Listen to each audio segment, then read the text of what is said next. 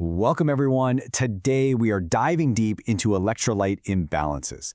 We're going to structure this as a complete study guide to really help you nail this topic, not just for your exams, but for when you're out there in clinical practice. So here's the game plan. We'll kick things off with the fundamentals. Then we'll tackle the four big players one by one. And to wrap it all up, we'll connect the dots to your exams and, most importantly, to real-life clinical judgment. Ready? Let's get into it.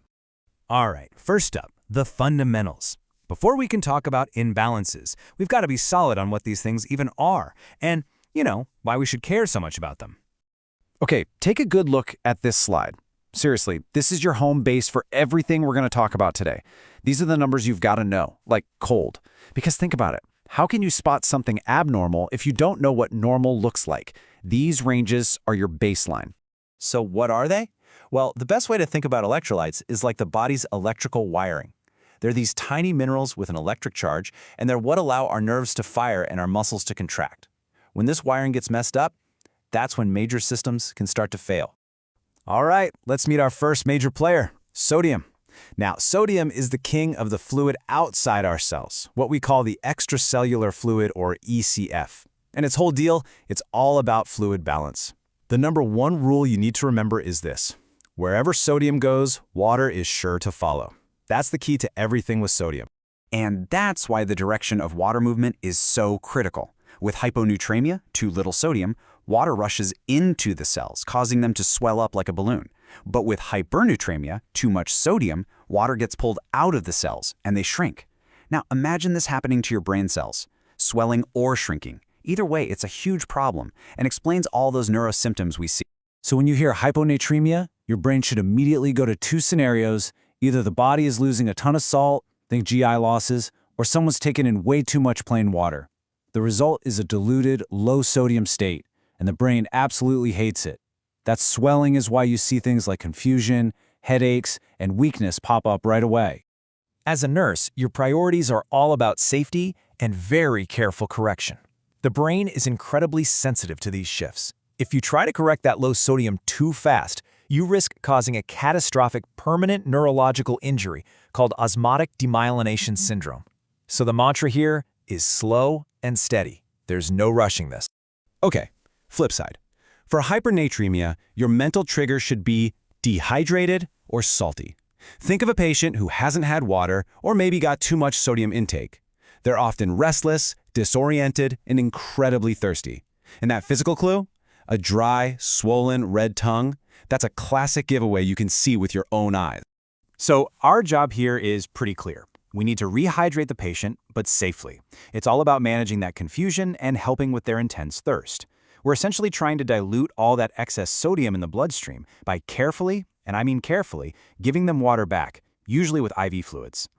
Okay, let's shift gears to our next big one, potassium. Now, if sodium was the king outside the cell, potassium is the king inside the cell, in the intracellular fluid. And while it's important for lots of things, its main job, the thing you absolutely cannot forget, is its role with the heart. So if sodium equals fluid balance, then potassium equals cardiac conductor. Burn that into your brain. And you'll notice a theme here. Whether potassium is too high or too low, it doesn't matter. Either way, the heart is in immediate danger. That's why the normal range for potassium is so incredibly narrow. The body just doesn't have much wiggle room before things get really, really dangerous for the heart. Pay close attention here, because this is gold for exams and for the real world. These specific ECG changes for hypokalemia, low potassium, are a huge deal. You've got your flattened T waves, ST depression, and the big one, the presence of a U wave. If you see that on a cardiac monitor, that's a massive red flag screaming low potassium. So the goal is to replace the potassium, right? Simple enough. But how you do it is one of the biggest safety points in all of nursing. And I'm going to say this twice. You never, ever give potassium as an IV push or bolus. It is lethal. It will stop the heart. It has to be diluted, and it has to be infused slowly over a pump. No exceptions. Now, let's talk about the other extreme. Hyperkalemia is an absolute killer. And if you see these tall, pointy, peaked T waves on an ECG, that's not just a sign, that's a siren. It's a critical warning that cardiac arrest could be moments away. The heart is screaming that it's unstable. This is a true medical emergency. So how do we fight this? It's a multi-pronged attack. First, we stop any more potassium from getting in. Then, we use a classic combo, IV insulin and dextrose, to literally force the potassium out of the bloodstream and back into the cells. And finally, we help the body get rid of the excess. It's an all-hands-on-deck effort to save the heart. Okay, on to our next dynamic duo, calcium and magnesium. I like to call these two the stabilizers or the sedatives of the body. They have this calming effect on our muscles and nerves. So a simple way to think about it is, when they're low, everything gets hyper and excitable. When they're high, everything gets slow and sluggish. And here's a super important point. The hypo states for these two are basically twins. Low calcium and low magnesium look almost identical. You get all this neuromuscular excitability. We're talking tingling, muscle spasms, twitching, hyperactive reflexes.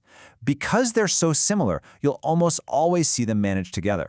So how do you check for this at the bedside? With these two classic signs, Chvostek's and Trousseau's.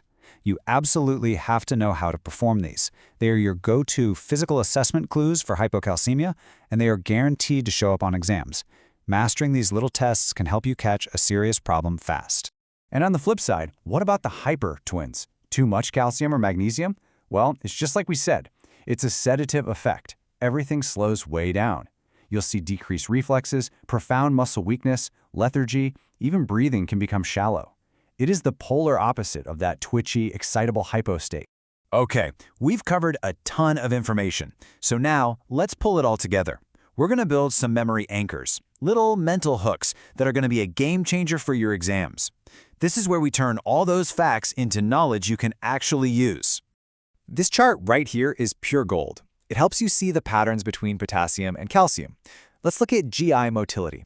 For calcium, it's simple. Hypo means fast GI, hyper means slow GI.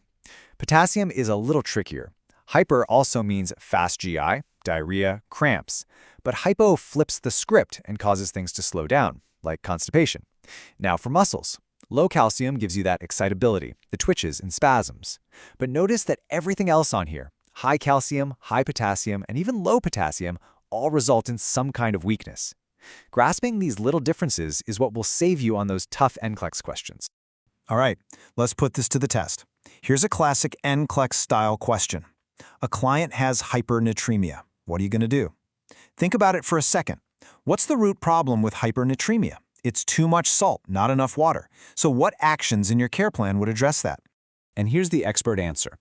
Every single one of these actions boils down to three things: keeping the patient safe from confusion, rehydrating them, and cutting back on their sodium. It's all about fixing the problem without creating a new one.